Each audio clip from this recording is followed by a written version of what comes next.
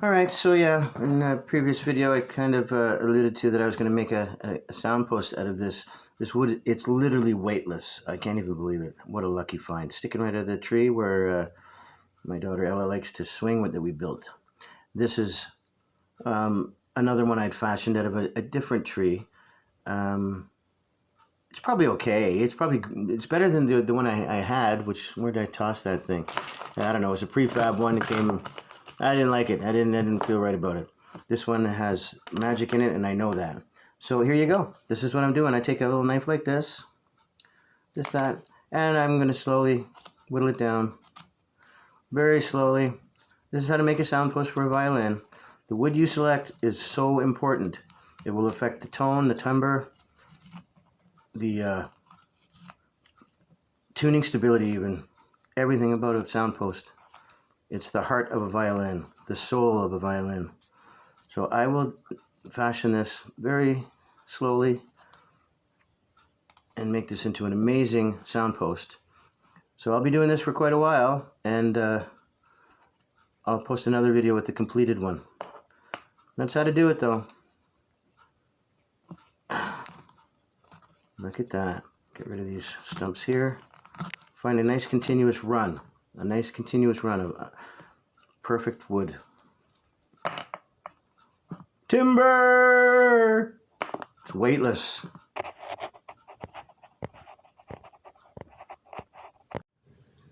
Okay, here we go, part two. You saw what we started with. We're down to here now. All this lovely stuff.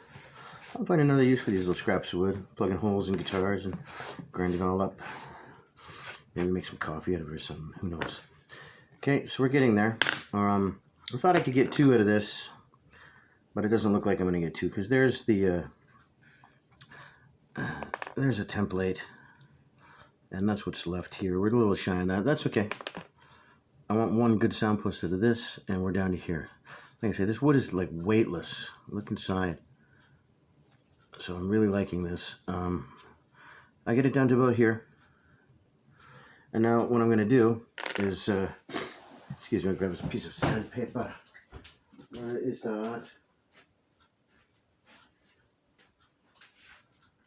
I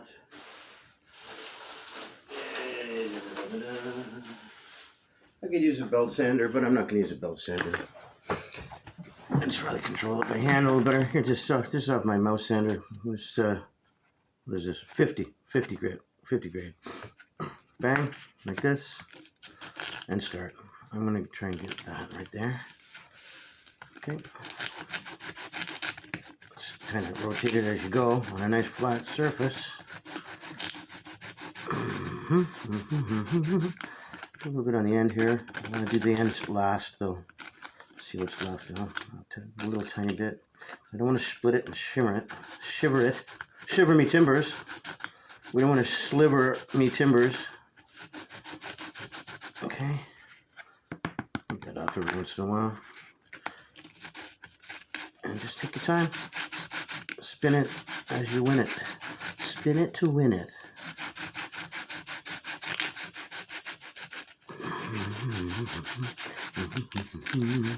Always whistle while you work.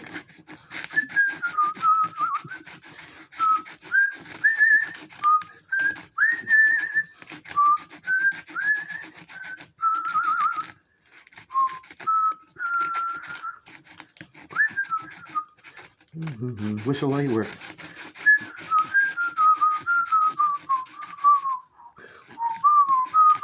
And practice. Practice makes perfect. You work your Bach and your Bach whistling technique.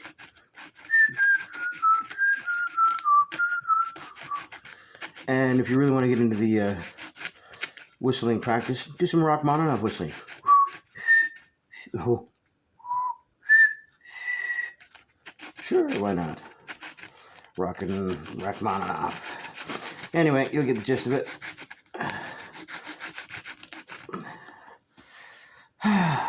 We'll be back. Here's another good little trick too, like all the sanding stuff. This is useful, believe it or not. So I'm going to scoop that up. There's a guitar that I'm working on. I'm replacing the tuning pegs on. And The holes don't line up, but the pegs fit, and they're such an improvement. And I have them around, so I'm going to use them. I'm going to install them. That leaves a couple little holes for me to patch. So mix a little bit of this stuff in with some crazy glue, put it in the hole, drop a crazy glue, and then find some matching paint or something and a dab of crazy glue mixed with the paint. Or if it's white, you can use baking soda. Bang, bang. Look at that. Bob's your uncle. Save that array. File that for the next gig. Okie dokie. Now, here we are. I've got it down to here with 50 grit sandpaper. Okay. It's a little bigger, and I want it that way because I'll change to probably an 80 or 150 or something. A couple more of these. Here's a great trick. When you get to the end so you don't split, place it down flat, a little bit of pressure, spin it. Instead of back and forth, that'll tear it. Spin it, just like this. Get it nice and flat. And remember, when you put a soundpost in, you have to custom angle it to the body anyway. This is all preliminary. And it's bigger than it has to be in width and length because I don't have the violin built yet.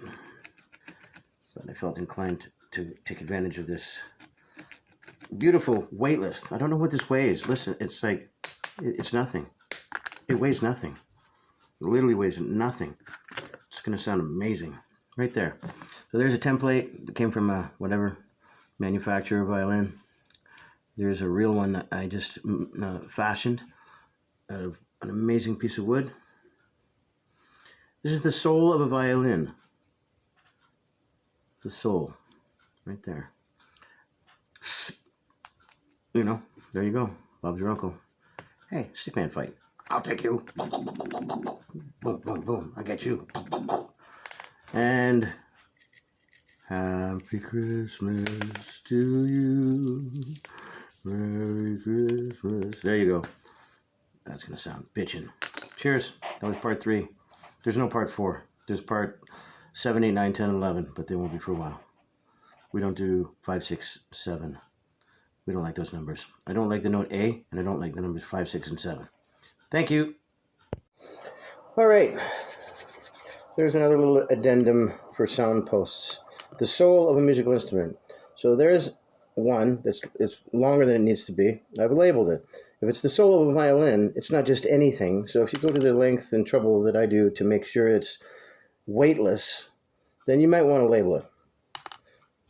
It's not just a generic thing you should swap out. You can make them out of this. There's a generic one. It's all right. Weighs twice as much as this. And this will hold it. This will do. It's fashioned perfectly. And I've labeled it. Ella1.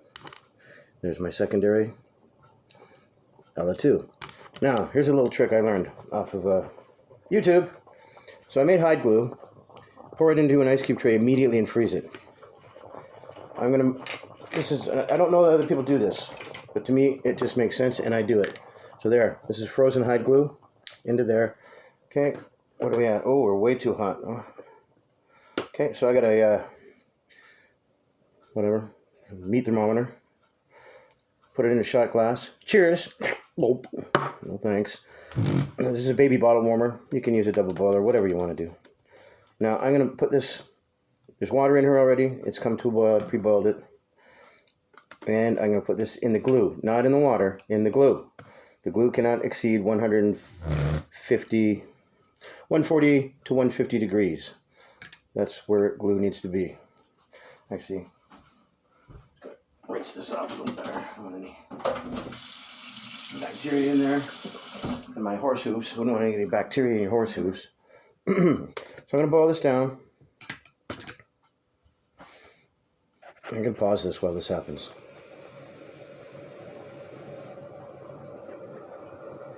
Pause. Pause.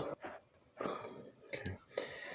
Yeah, I keep stirring the glue around. It's a frozen chunk. I don't want some to get over 150 and some to not get to 150. So right now I'm going to take this meat thermometer. I'm going to kind of split this piece in two. There you go. Just a little bit of that. A little bit of this, a little bit of that. Keep boiling, buddy. Generally you're okay though. It's a baby bottle warmer. It's not going to cause third degree burns. Okay. Let's get that all malleable. It dries very, very fast. And it only makes sense to me that if you're going to go to all that trouble to make a beautiful sound post, which is the soul of a violin, to do a little thing to it. I'll pause again. All right, we're getting there now. It's starting to be almost done here. I only use Himalayan mountain water for any hide glue I make. It's either that or you can use a Saudi Arabian stream water, desert water it's called. It's really hard to find. Very hard to find. Okay, this is a toothbrush. I'll hide the brand. Okay, so yeah, I'm stirring this with this baster here. And yeah, there we go. So it's still not registering because it's a little piece of frozen in there still, just a little bit. But I'm stirring it. I don't want some to go above 140 and some to be frozen solid. I want consistency, and I don't want it to exceed 145, 146 degrees. I'm a little OCD with this stuff. No, I'm not. That's how it works. Hide glue. Can't burn it. It breaks down. Okay, and there we go. Now I'm going to back this down here. Okay, and I'm going to get a temperature read any second now. Still not there, but it will be there soon. Don't put this in the water. The water is a different temperature than the glue. Put it in the glue. Oh, and here's something while this is getting to temperature, which won't take very long. Don't tip over. Don't tip the boat over. There you go. Okay, rock the boat. Now, so this is the last batch I made. And this is why I do this. So there's hide glue in the bottom here. Look what happens to hide glue when it dries.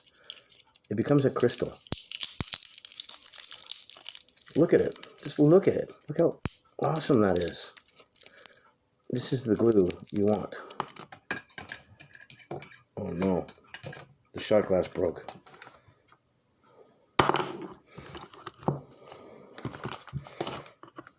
Uh-oh. Pause. Redo. All right, so that hasn't happened to me before, but that's okay.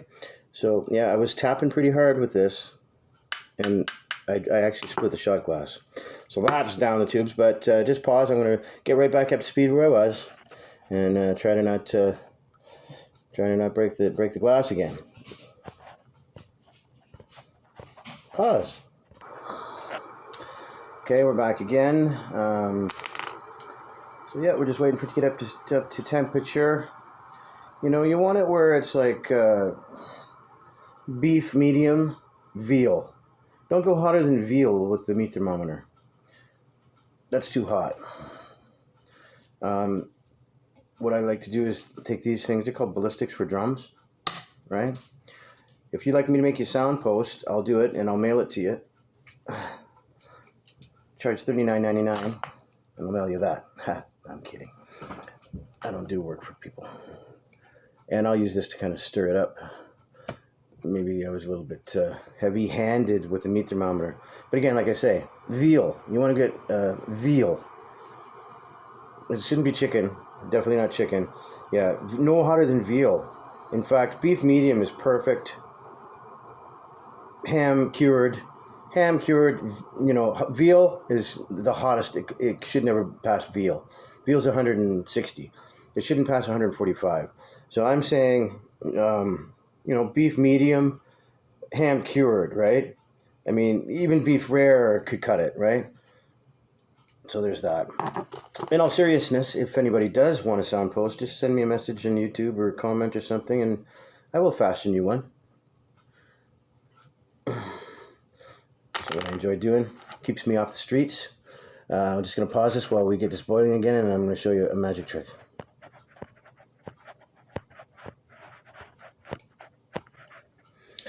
Okay, there we go. Now we're getting a nice spot. So yeah, I'm using the wood instead of the stir stick here. Not ready to put the temperature in yet, but soon, any second now. Just keep riding that, ride the fader. You can use this on a stove top or hot plate, whatever you want to do. Just get in there, just keep stirring.